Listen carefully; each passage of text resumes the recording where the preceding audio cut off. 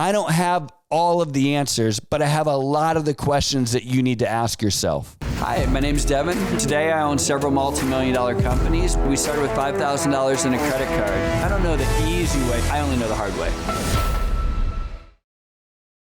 Hey everyone, welcome to the Whiteboard Entrepreneur podcast, where I give straightforward advice to fuel the entrepreneur in all of us. And today I want to talk to you about a question that many entrepreneurs are struggling with right now, and that is, should I go remote?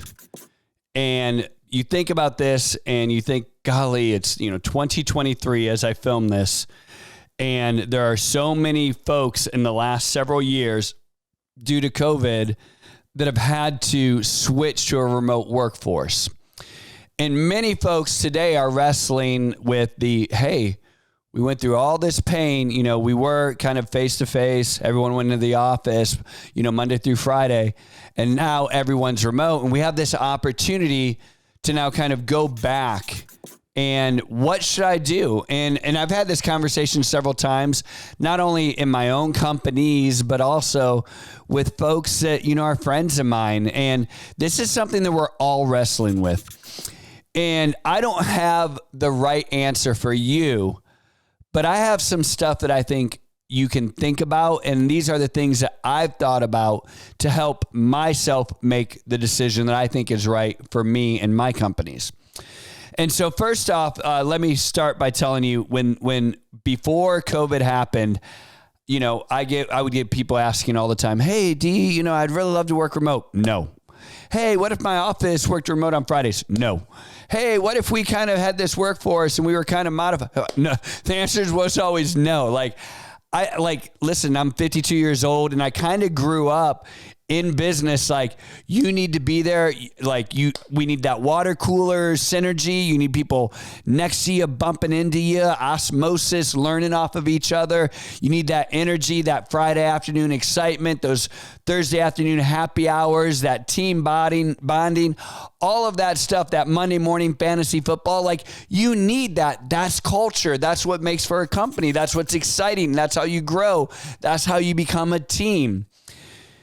And I don't disagree today with any of what I've said. But when COVID happened, I didn't have a choice. None of us had a choice. We're like, well, do you want to be in business? I guess we're going remote. And we figured it out. We figured it out quick, too. I think it took us all of 48 hours, and we had our entire workforce remote. We had an incredible IT team. They busted their humps. Everyone hustled, and we got our whole workforce remote in under 2 days. It was impressive. It was great, and it made my hair fall out. I'm kidding. I've been bald for a while. But it freaked me out. It freaked me out. Everybody's working from home now. How are we going to, we're going to lose the energy. We're going to lose all of the enthusiasm. We're going to lose all of this, osmosis that we get from learning off of each other. And by the way, on top of that, how do I know if they're not taking a nap for 2 hours on Thursday afternoon? Or, if people, and here's the thing, the reality is, you guys know this, during COVID, people that had addictions, they had issues, right? They had too much time on their hands. All of these things, all of the worst possible scenarios are popping in my head going, oh my gosh, this is going to be terrible. It's all going to blow up, but we don't have a choice. Well, COVID didn't give me a choice. And sure enough, we had to work through everything. And I'm not going to tell you it wasn't without struggle, but I'm going to tell you it was the right thing for our company. For several reasons. And these are some of the principles I want you to think about. For one, what it did for the individual as far as their work-life balance was incredible.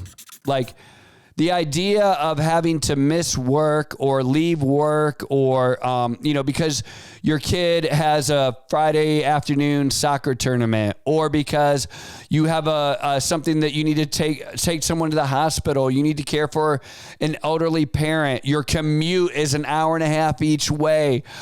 All of these things that intrinsically we know, but we think are just part of life, basically went away. Let me also tell you, we did something else that freaked me out. We put everyone on unlimited PTO, right? So, I should say almost everyone went on unlimited PTO.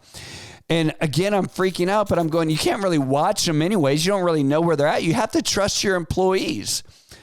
But let me tell you, several things happened. Number one, our productivity went through the roof. It went through the roof because we didn't have people, coming in an hour and a half late on Monday. We didn't have people leaving and coming back and leaving and coming back. They did what they had to do and they got it done. And we had controls and measurements in place. And so as I reflected upon it, I was like, well, why am I freaking out? We already know what the bar is, right? And so this is one of my things I want you to think about is as you contemplate letting your workers go remote or you going remote, let me ask you, do you understand what good looks like within your company? Do you understand at each position what the bar needs to look like? Like, hey, we need to get 100 of these things done a day, or we need to make X number of calls a day, or we need to talk to Y number of customers a day. Whatever good looks like, if you know that measurement and you can measure it, well, that's a good start for letting folks go remote. If you don't know what good looks like, if you're kind of like, you don't have metrics in your company, I would be very hesitant to go remote because now you don't know if people are doing a good job or not. If you don't know if they're doing a good job while they're coming into the office every day, if you don't have KPIs and measurements every day while they're in the office, how on earth can you measure outside the office? The other thing that happened, which was really incredible, we hadn't really thought about, but all of a sudden we could hire nationwide. We could actually hire worldwide. My mind was blown, right? Like I intrinsically knew this and I had kind of done some of this before, but never to the extent that we could do today, right? And so now all of a sudden I'm like, why not? Let's hire someone in South Carolina. Why not? We'll hire someone in, Nebraska. Now, all of a sudden, you don't need to live in a major metropolitan area to have a really good job. And so we saw that the world was expanding out. And all of a sudden, we're like, what about internationally? What about hiring internationally for certain jobs? Our mind was blown. We started hiring internationally. Now in some of our companies, 30% of our company workforce is overseas. And it's incredible. It's amazing. But we could do that because we knew what good looked like. We could have never hired internationally if we didn't say, hey, you can work for us, but here's the bar.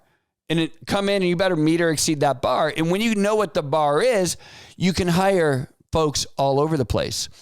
The other thing that we needed to learn was training, right? We had to make sure that in place, we had the right trainers and the right systems so that we could replicate folks as opposed to someone just sitting next to them going, oh, hey, this is how you do your job. Don't do that, do this. Oh, hey, this is how, no, that's the wrong way. Do this way.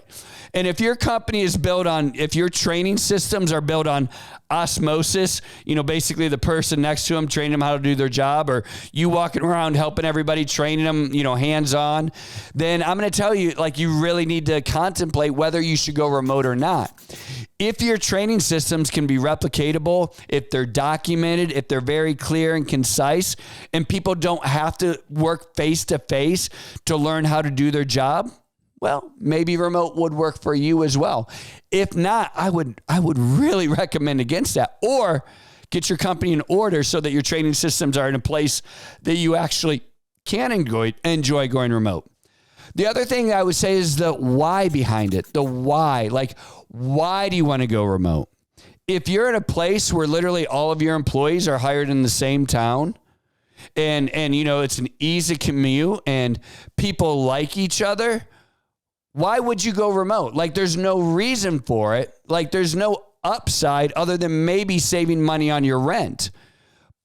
I would, and you have a good culture, a good energy, and people like each other and they challenge each other. I would say, don't sacrifice that culture, because the biggest complaint that I get now in my company, and we used to always win these best places to work awards. Now the biggest complaint we get is that we've lost our culture.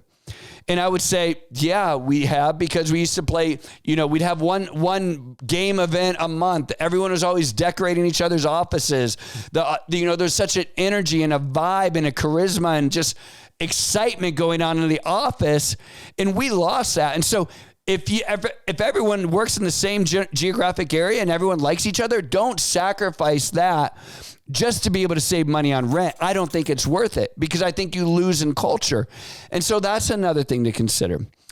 I would tell you the flip side, though, is if your company tends to be high drama, people are always arguing over who took somebody's lunch. I don't like the way that his or her perfume smells or his cologne smells, and it gives me allergies. Or this person wants to bring their dog to the office, and this person hates dogs, and everybody does not get along, and you have drama, and you have to hire, 5 HR people for 100 people just to run your company. Well, then I say go remote right now. So these are the things that you have to consider. The other thing to also contemplate is, let's say your company's located in New York City. And now all of a sudden you decide, well, geez, I can go remote. I actually can hire someone in, say, Kansas and pay 40% of the wage that I'm paying for New York City because of the cost of living. That's a big deal. And now not only that, I don't have to have real estate or a lease and all of the electricity, the HVAC, the CAM expenses, all of those expenses that you're paying every single year to be in New York City, when really everybody could work out of their own homes, and they don't have to fly or travel to get there. For me, this was huge because one of my companies is a couple states away, and I would have to travel to get there. And I liked it. I enjoyed it. It was wonderful, but it took me away from my family. I had to rearrange my schedule. I would miss soccer. I'd miss practices. I'd miss some of the kids' games. I'd miss events. I'd be sleeping away from my home and my family. I'd have, plane flights get delayed or canceled. I'd have to be stuck in an airport. I'd get rental cars. I'd have all the expenses of hotels. Not only me, but all of my employees that traveled as well. So once again, we felt this huge bottom line savings. So there's all of these things to consider that I would invite you to reflect upon. And I say reflect because, listen, we're not in the middle of COVID. This is not a decision that you need to make today. One of my companies right now, I'm challenging them with this right now because we're in an office space that's just way too big. And I'm going, hey, we don't need all this office space. We probably only need 30% of what we have. And let me challenge you, should we work from home? I don't know the answer yet, but I do know that there is a good answer.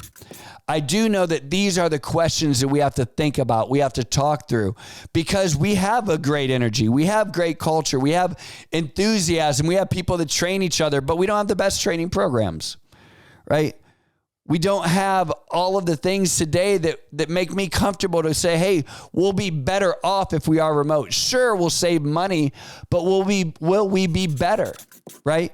If people go home, are we going to lose the culture? Are we going to lose the training? Are we going to lose those synergies? And I'm challenging my leaders, my managers right now to think about all of these things today because, one of my companies is going to have to make this exact decision. I don't have all of the answers, but I have a lot of the questions that you need to ask yourself. I'm Devin, and this is the Whiteboard Entrepreneur. And if you go through these questions, you contemplate this, and you really reflect upon it, I know you're going to find the right answer for your company. This is the Whiteboard Entrepreneur.